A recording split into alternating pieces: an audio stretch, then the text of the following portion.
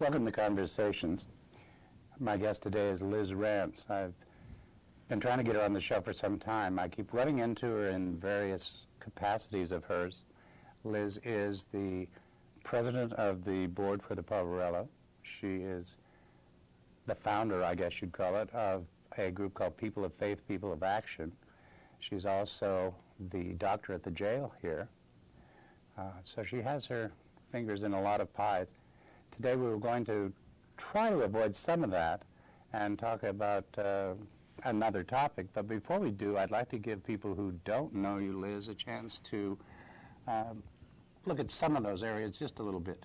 My children claim there's no one who doesn't know me. Or know of you. Your reputation precedes you. Let's talk about anything about the Poverello you'd like to say. There has been some controversy, some of it here inspired by MCAT. Any words you want to say about that, or should we just Well, let's go not on? give MCAT the bad name on that. They've All right. been the sort of innocent folks on this, too. I think that the Poverello Center has been through a very difficult year and a half. At this point, I'm pretty excited about it. We've been doing the big remodel on the kitchen. We're now much better able to feed the noon meal that we do for anybody who wants to eat.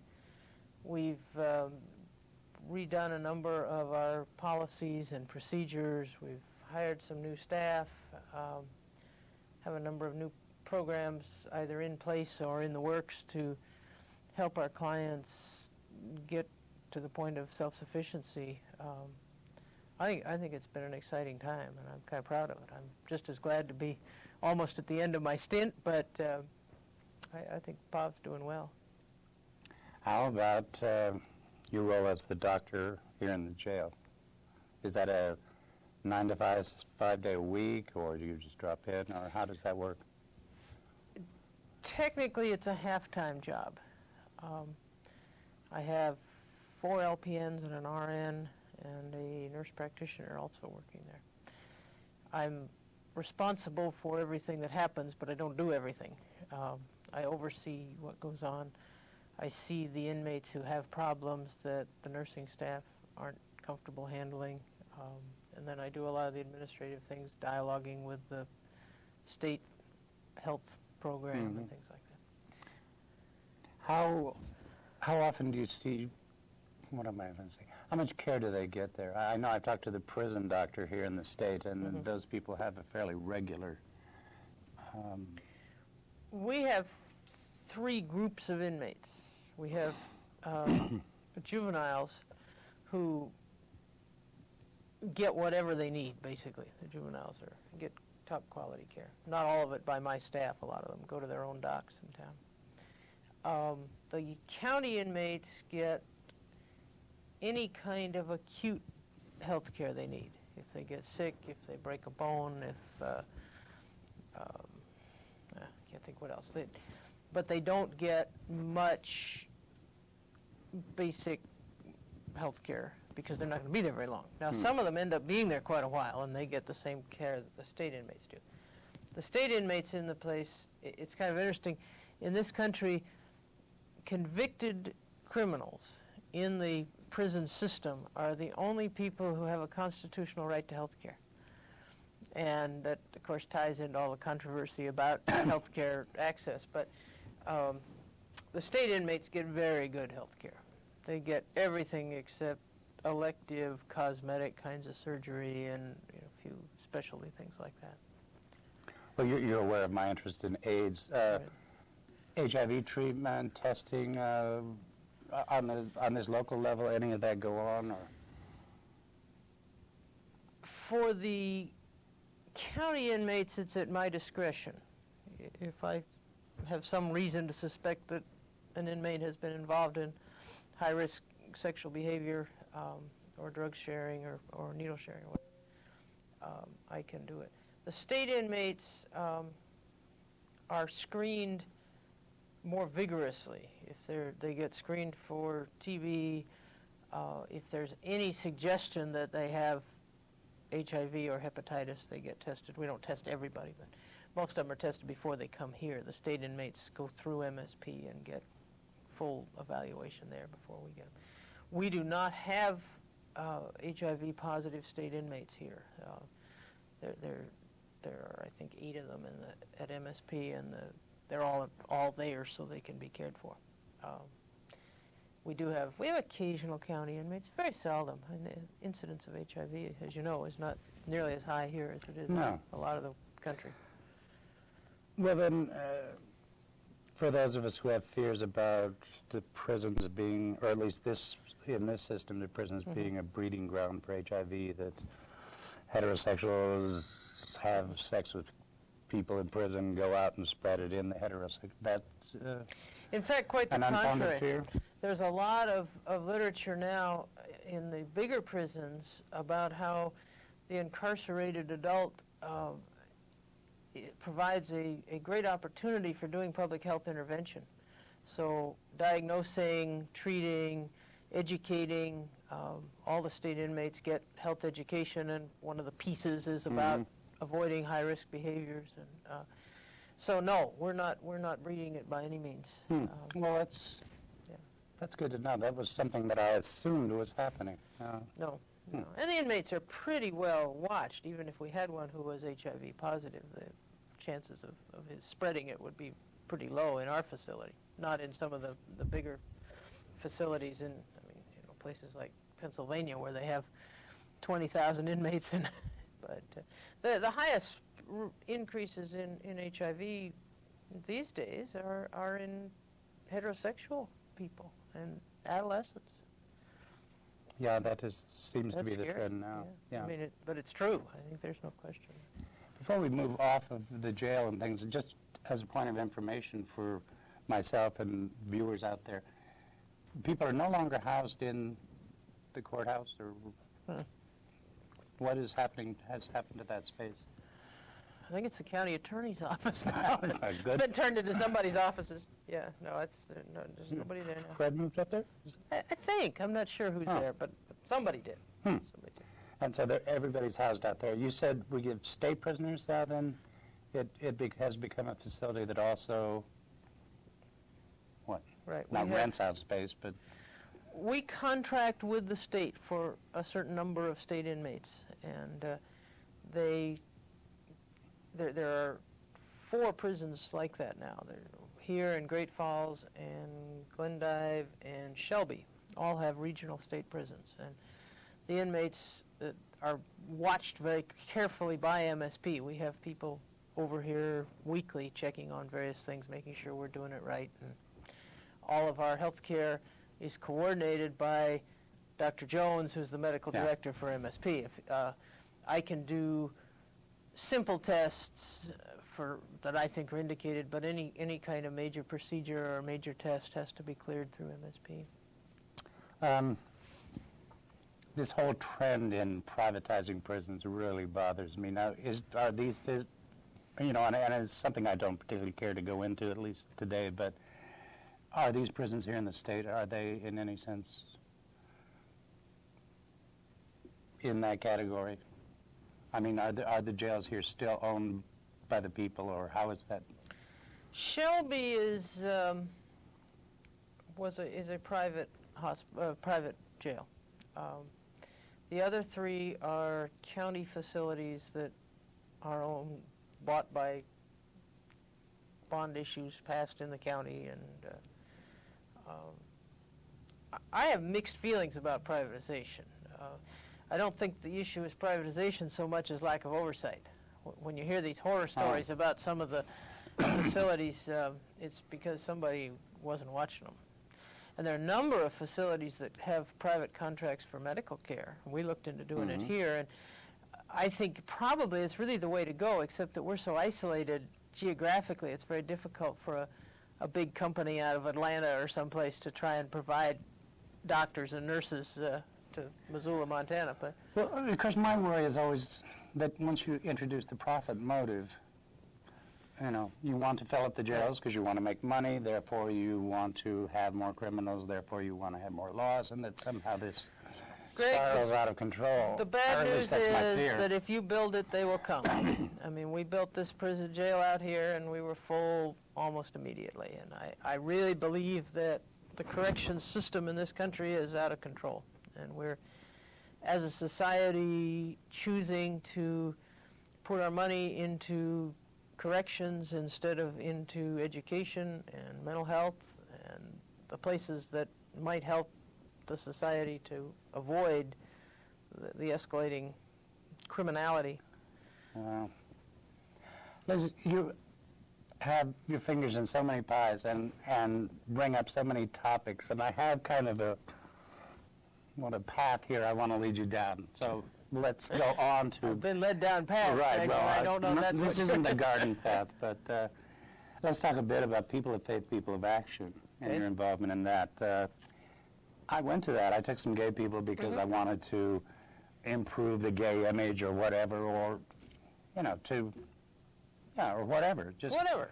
I thought you and came because I you thought wanted it was lunch. good. Well, yeah, no, hey, I brought one soup that day, so. That's right, you did. You did.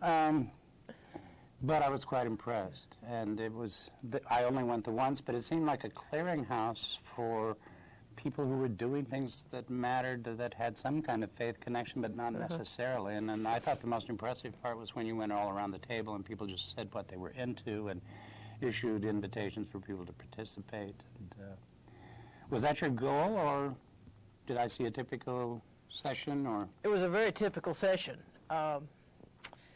It started about almost 3 years ago now, because there was a gentleman here in town who wanted to bring inner city kids to Missoula to have a quality rural experience in the summertime.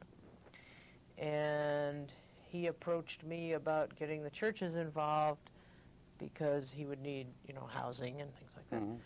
And I said, well, it wasn't a program that was particularly of interest to me, but I knew a lot of people, and I'd get some of them together for lunch, and we'd see what happened. Well, nobody was terribly interested in that project, but they were terribly interested in getting together and talking to each other about what they were doing. And that's what we've done ever since. For the most part, we meet once a month, and it's never the same people. There are 4 or 5 of us that get to most of them, but sometimes there'll be 15 of whom 4 or 5 have never been, and then sometimes it'll be 4 or 5 of us. There's no way to know. Never know how much soup to make. We are kind of loosely affiliated with the Missoula Ministerial Association. The liberal one, or the... The liberal one, yeah. For those of you who don't know, there are actually Yes, 2. there are 2. That's right. There's the evangelical one, and some of the members of the Evangelical Association are on my mailing list, and occasionally will come to meetings. But it's the MMA, the more liberal group, is kind of loosely affiliated with us. I have been trying to preach to gay people that the church can be very useful in furthering the gay cause and civil rights for gay people, et cetera, et cetera. I don't think a lot of people who are outside the church realize that in every church there are people who are socially active and working on programs that are good for the community, good for humanity, whether or not you are religious or not. How about outlining some of those things that you've seen go through people of faith? I know there was, the anti-capital punishment campaign? Yeah, we have a number of people that are involved with the Montana Association of Churches' efforts to get capital punishment abolished. We have a number of members who are involved in gay issues. People of faith very seldom does anything as a group, but we did do breakfast or lunch or something for that gay youth program last spring. We have a lot of our members are Pride and P-Flag and folks like that. We have a group that is involved in environmental issues, the Caring for Creation group. They're doing a workshop, I'm not sure whether it's September or October this fall, on sustainability. They're bringing Paul Hawken in. people of faith themselves did the conference a year ago on creating wealth, challenging poverty, which was a big, Yeah, I read about that one. mega event here in town. We had 140 people. A number of us, of course, are involved in things like the Poverello and the Food Bank and WORD and North Missoula CDC and some of which are faith-based groups and some of which aren't.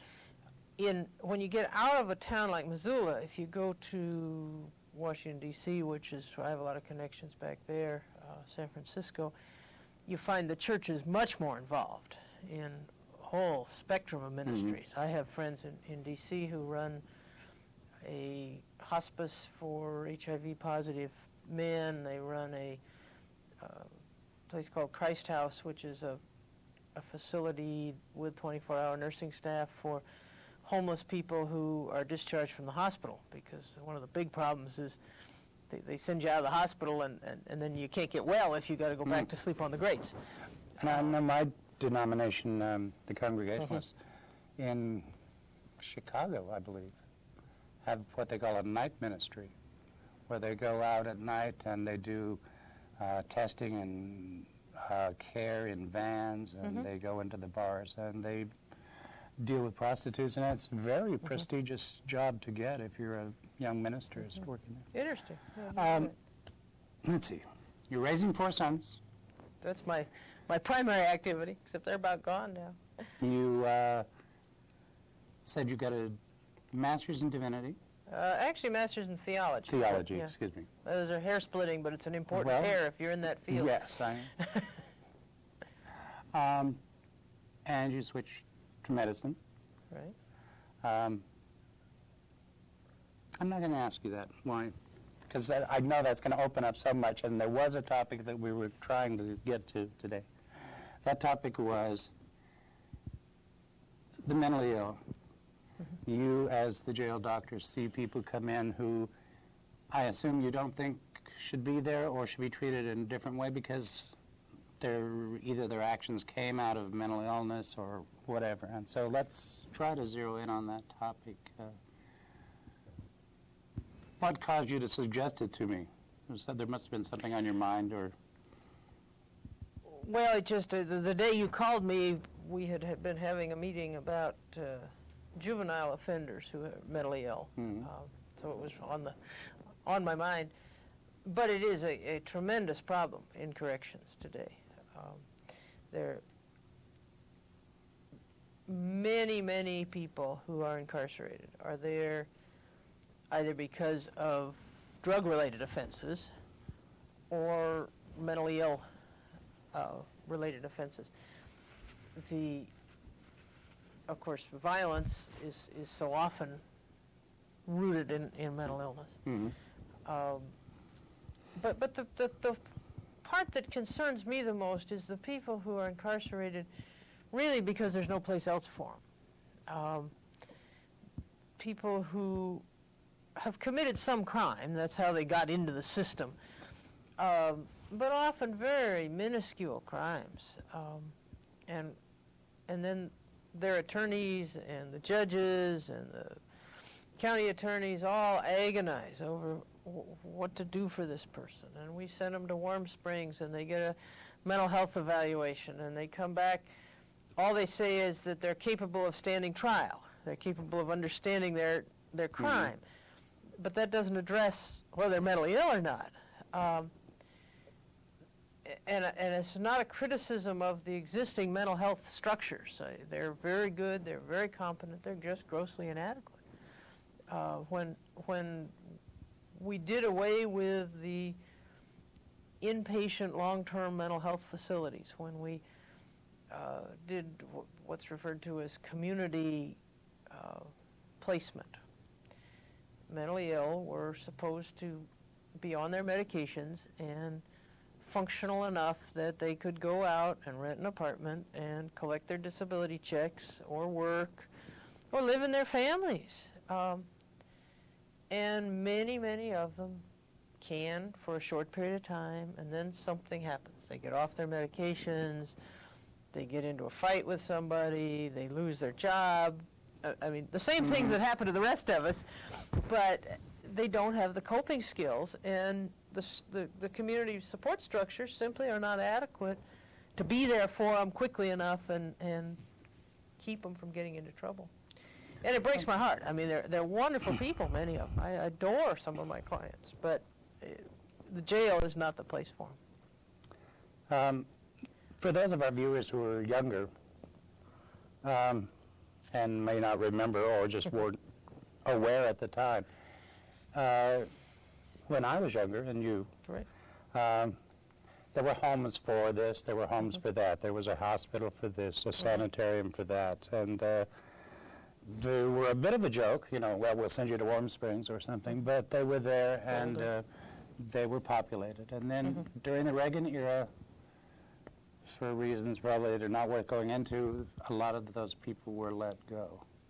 Well, I think some of the reasons are worth looking at. Oh, all right. At least the big concern of the civil libertarians was that people were being essentially incarcerated in these mental health institutions against their will and without any kind of review process, and probably some of them inappropriately. I mean, you know, there are abuses of all systems.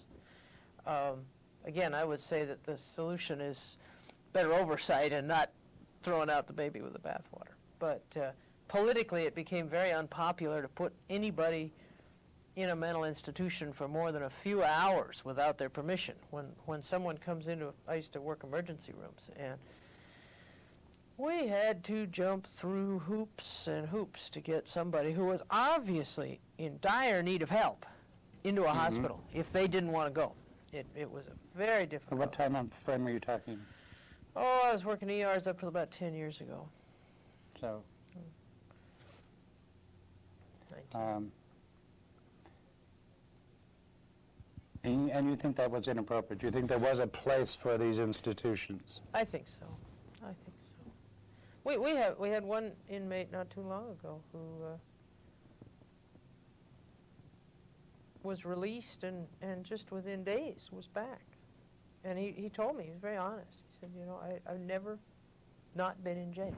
He'd started as a juvenile offender, and he said, you know, I got out there and I didn't know what to do. And of course we opened the door and sent him out with very little resources those first few weeks and months. And that's why the pre-release centers, when they work so well, because the person has a job and has some experience with getting up every day and going to work. And Well, there are a lot of prisoners who don't go through that. I mean, they just finish their time. Yeah. and, Oh, right. I spent some time with someone who had been in 18 years in the system. He was talking, I mean, it was strange because as I spent more time talking and listening to him, I realized that in some senses he was 18 years. His attitude towards women and the things he said about women were long out of fashion. Or, you know, people still feel that way, I'm sure, but they don't say them publicly. And imagine him going down to the Ox and having a drink and sidling up to a nice lady and talking to her that way. I mean, he'd be back in jail. And it really made me realize that here he was after 18 years. That's right. That's right. And that was just one example. All kinds of technology yeah, changes job in 18 skills. years and ATMs and blah, blah, blah, blah. Somebody who was good on a computer 10 years ago can't get a computer job today. I mean, you know, they're just... Let's go back, though, because we did want to talk about mentally ill. I had sort of an interest in this in the sense that, at least as far as into the 60s, I know, gay people could be sent by their parents to mental institutions, and in some cases were given electroshock therapy, because it wasn't until the 70s that the American Psychiatric Association decided that it wasn't an illness. Oh, it was later than that, wasn't it? Was it? I think it was the in 70s. But anyway. And so there's some pretty harrowing stories of what we now consider ordinary gay Normal people. behavior, yeah. Mom and dad didn't like them being gay, sent them away. They had electroshock therapy. Their brains wasn't even were that mushed up. Mom and Dad didn't like them being gay, is that they really thought this was a mental illness. I mean, normal folks You know, I never Went thought that of way. that. I mean, because to me, it always has seemed natural. I've accepted the way I Yeah. am, but it never occurred to me that people were doing this out of a loving concern or something, or a Oh, genuine belief that this was... Absolutely. Absolutely. So can that happen now? At least in state institutions. Certainly not for being gay.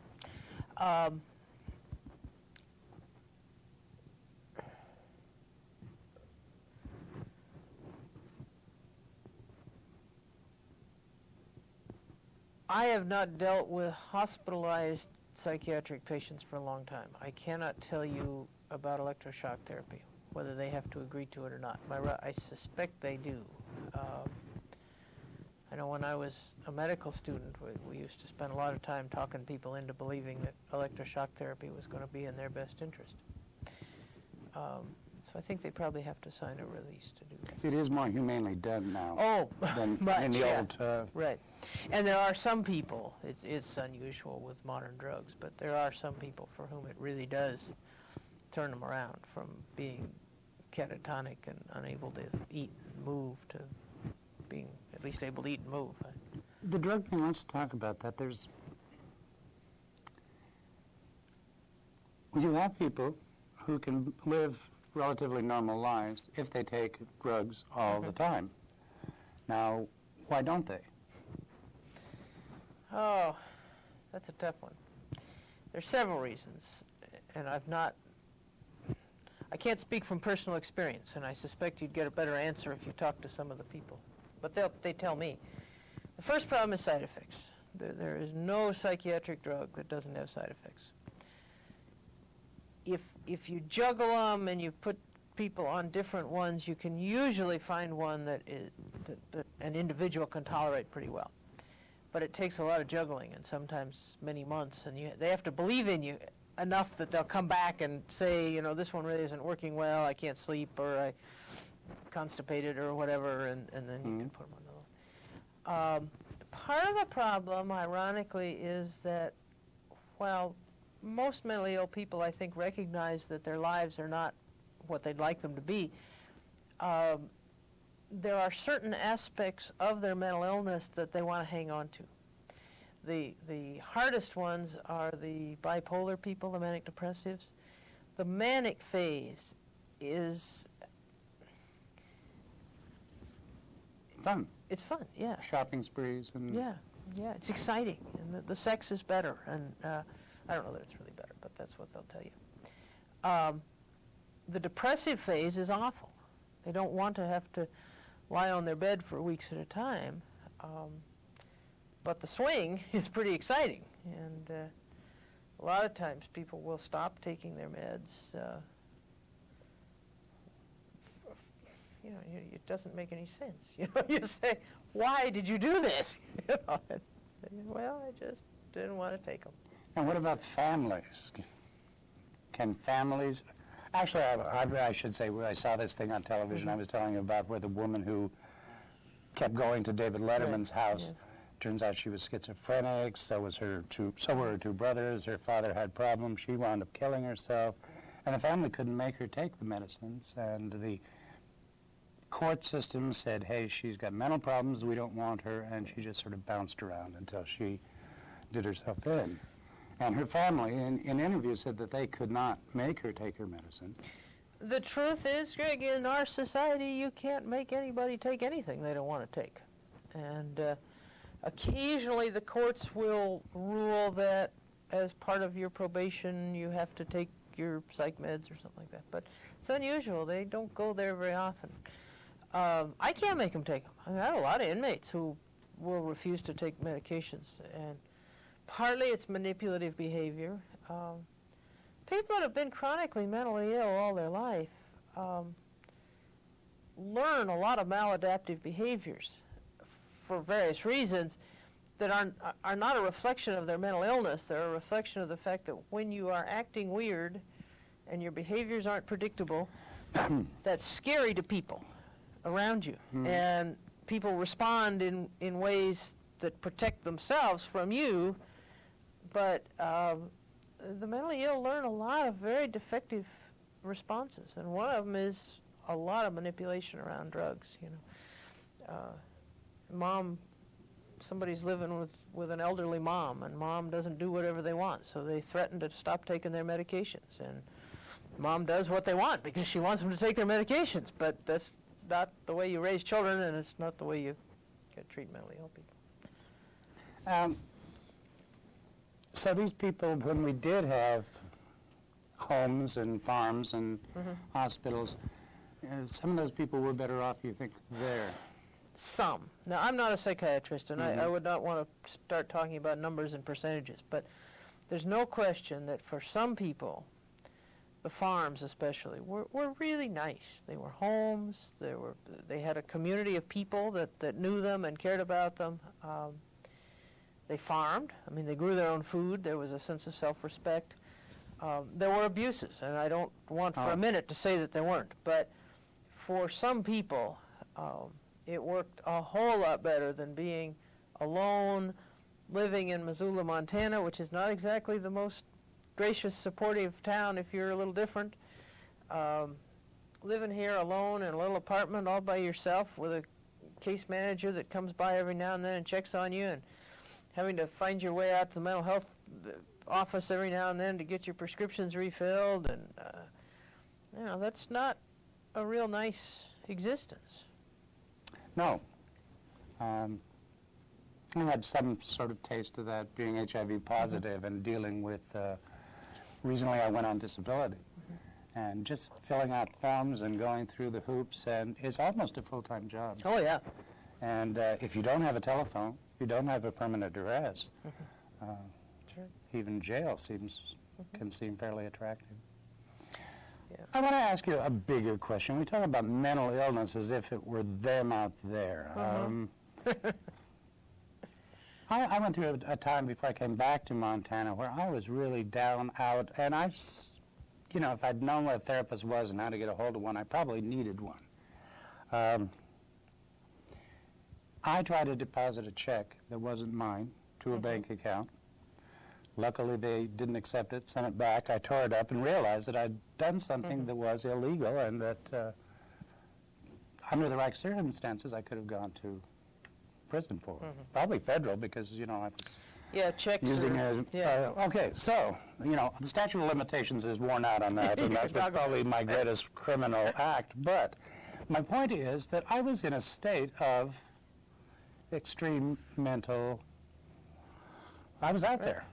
And I'm not asking you where do we draw the line, I'm asking perhaps a bigger question is how do we develop a kind of community in this day and age of large numbers, et cetera, where people who are pushed to the wall as I was can somehow find some help. And I know that's a horrible big question to ask you. But I think it's a very, very important question. I've always joked that I've been in therapy since I was 16. And there's a lot of truth to it, because I had a father who was a physician, and he recognized that I was a very troubled 16-year-old. And the fact that he was a part of it, he didn't recognize, but that's neither here nor there. But, I learned early about how you get help. And to this day, I got a therapist here in town. When things go bad enough, I'll call her up and go over and chat for an hour. I think that everybody needs somebody, it doesn't have to be a paid therapist, but somebody with some skills, some ability to say, you really are doing okay, and the world is a little messed up, and your understanding of what just happened to you is pretty accurate. It's not, we blow these things so out of control. Somebody does something weird to you, and you take it personally, and one thing goes to another. So I think everybody at one end of the spectrum needs to know how to get help. At the other end of the spectrum, there are a few people who have clear biologic disease, biologic mental illness, and they need their Prolixin or their Prozac or their whichever one of the drugs it is. It's like a vitamin. You give it to them, they're healthy, they're functional, they can carry on marriages. That's sort of my criteria for who's mentally together. you can find another person to agree with your sense of reality. Yeah, you're able to carry on reasonably normal relationships. That's not to say that every day is perfect, and bipolar folks that are on antidepressants will have days that they really don't want to get up, but they get up and they get going. The question you're asking really is the middle. Is there a middle? Are we all prone to getting the biological disease? Is it a spectrum of, is it a genetic thing, of environmental thing? And frankly, I'm pretty pessimistic, I guess, about the world we live in. But I don't see how anybody grows up with quality coping relationships and skills these days. When I look at the kids, and I got, as kids go, I've got as 4 of the best in town, but the things that they're exposed to in terms of, in our, I mean, we've got a broken family. All their friends do. When I told one of my sons that I was getting a divorce, he said, you know, I was doing the usual mother thing about don't feel bad about it and all that, and he said, Mom, I've been the only one with an intact family for years. You know? I mean, the kids take this stuff for granted. That the amount of physical abuse of kids, emotional abuse, how can they grow up to function at all? So I don't know where you draw the line. What's normal and what's abnormal? I think that everybody at some point in their life is going to have a piece of time that is pretty abnormal. I had this fantasy that I was going to go live in this cave up on the face of a cliff that I knew about.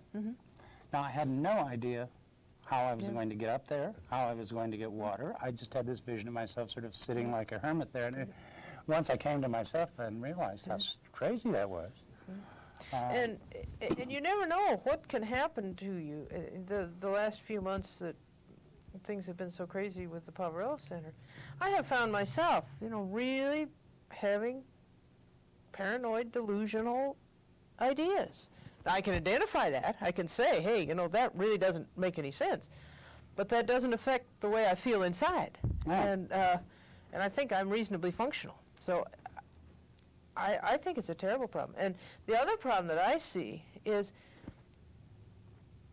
because we're a drug-oriented society, people start having one of these periods where things aren't going well and they're reacting a little weird to what's going on around them. And their first reaction is to go to the doctor and get some medicine. So that and they get it because... Oh, yeah, my doctor gives me almost, well, within And it's not hard if you read the popular literature. I mean, you read Women's Day and they'll tell you what the symptoms are of half a dozen diseases. So it's not a problem to get some benzodiazepines or some speed or some one of these things. Well, then you've got essentially a drug addict trying to deal with a crazy world, and things just get worse. I mean, most of us need to have all of our senses pretty intact. Within the system, can you identify some of the specific problems, things that you would... We said that perhaps there should be a place for certain kinds of people and that place has been taken away. What about people who are in the system, have been trapped in that, have committed a crime? Is there any way of getting them out of that into mental care, or are they stuck there? It's tough. We have, for our state inmates, we have a half-time mental health worker and chemical dependency counselors and sex offender treatment programs. I mean, a lot of things available for the convicted state inmates that know that they're looking at 6 years, 10 years, you know, down the road. The lesser offenses, the county offenses, the people sitting around waiting for trial, there's virtually nothing available. It's a source of great frustration to me because we have a lot of people come in with chemical addictions and alcohol and drugs, and we're very good at detoxing. I always tell people that are having drinking problems, you know, get yourself arrested and let me detox you, because we do it really well. You give good medicine? Yeah, we really, I mean, my staff is superb at doing that. But then there's nothing available for them. Occasional AA group is the, you know, I mean, and so they'll spend 3 or 4 months in the county jail, and then they're released back on the streets, and of course the first thing they do is find their friends and whatever pub they were drinking in that they were arrested out of. And it's very frustrating to me.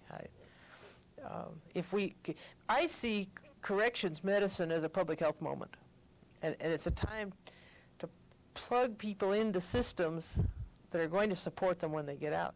You know, we got an incredible number of AA and NA and Al-Anon and all those programs here in Missoula. You can go 3 or 4 times a day on some days if you want to.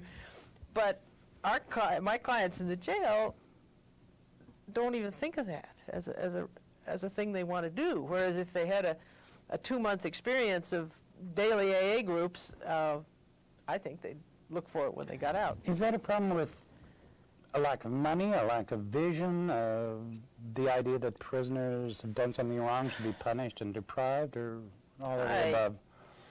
I really couldn't say. I know that our upper echelon law enforcement people feel the same way I do. As a society, we are very punitive.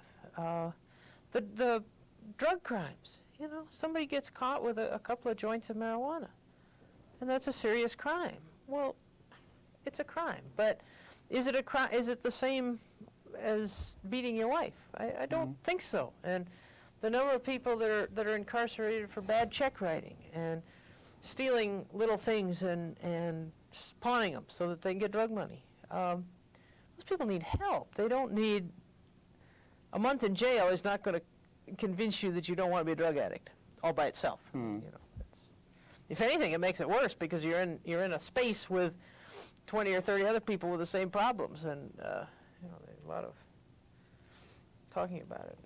How would you rate? Now, boy, I'm not asking you to talk about specific people, but how would you rate the people in the system, the people you work with, the police, other doctors, you know?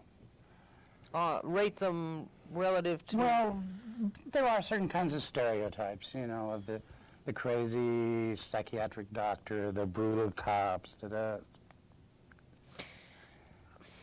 I guess what I'm saying is, are these problems sort of inherent in the system? The system needs to be worked, or to what extent do you think they're inept and vicious people within the system, I guess is what I'm saying.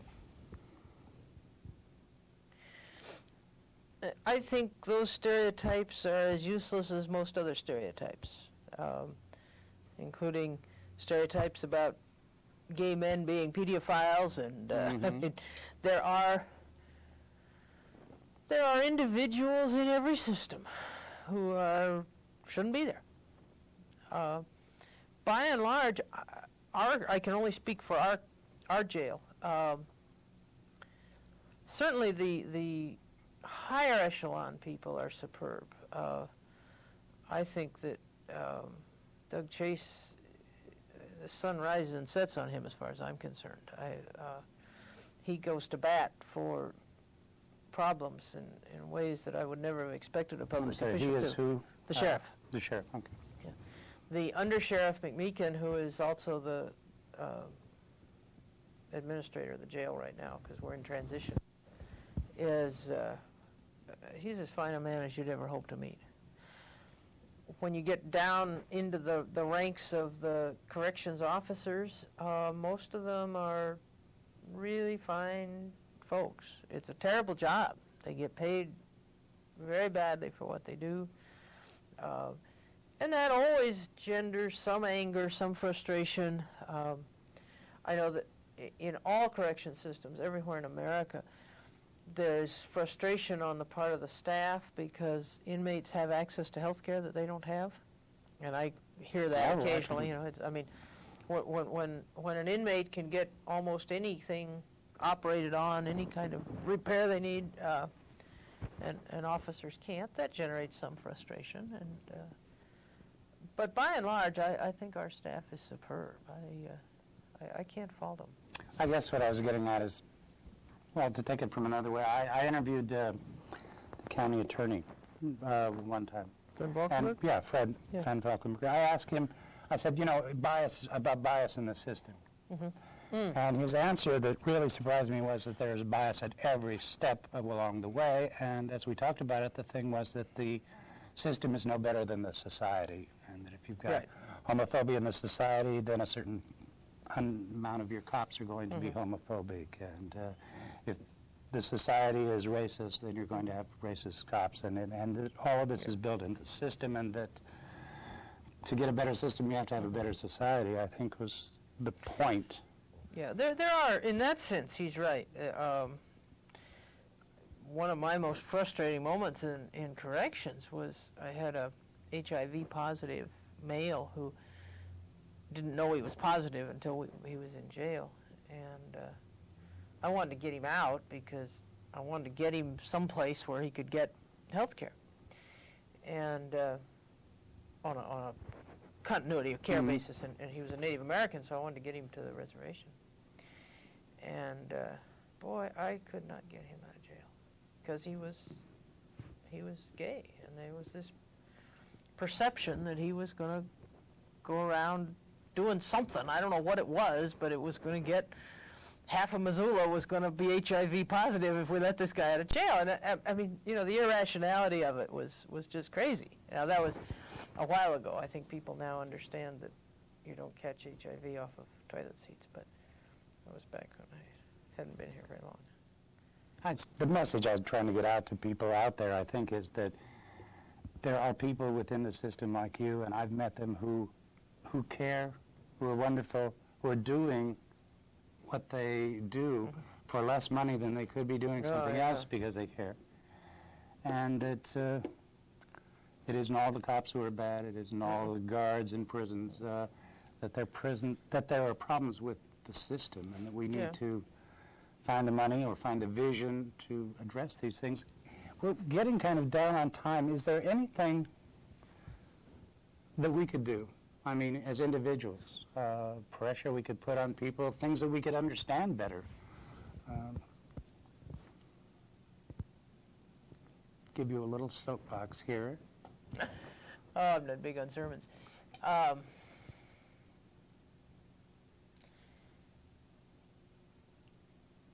I think if everyone could be conscious of their preconceived notions and work them over every now and then, it would be very helpful. I'm thinking in the Poverello Center is a cleaner situation than jail in terms of talking about it. There are people who say things like, why should we support the POV? Because those people, if the POV wasn't there, those people wouldn't be here. Or the people at the POV are just there because they don't want to work and they are lazy and they're drunks, and you know, you've heard it, everybody's heard it. Well, you know, frankly, it's not true. We have, the vast majority of our clients are either working or waiting to get their disability approved, or, I mean, they're on a track for somewhere. We have women who are thrown out of their houses by their husbands, and they take the kids, and where do you go? You know, for the first night, you go to the POV. And if people come down and see what we're doing, you know, don't jump to these conclusions. And the worst ones, of course, are the people who come here from the big cities, who have seen the shelters. I mean, I've seen the shelters in San Francisco and D.C., and they're terrible, and they're tragic, and I mean, that's the mental illness. That's where you really see it. We have a few people come through the POV like that, but very few, you know. So if people would process what their preconceptions are and look at them and get the facts and not just generalize based on who knows what information, and I think society in general would be much better. I think that's good advice for us all. Liz, it's wonderful having you here. I am so Been glad fun. I finally did it, cornered you. And Well, I you're hope, doing good work too, Greg. I thank you. I hope you'll come back at some time and we can, there's so much that we could talk. Yeah. We never even talked about the effect of spirituality and religion on what you do and I do, and maybe that would be another time. I'll come back and tell you the story about how I went to medical school. Yeah, why you got out of theology Yeah. and into medicine. Thank you very much. Thank you.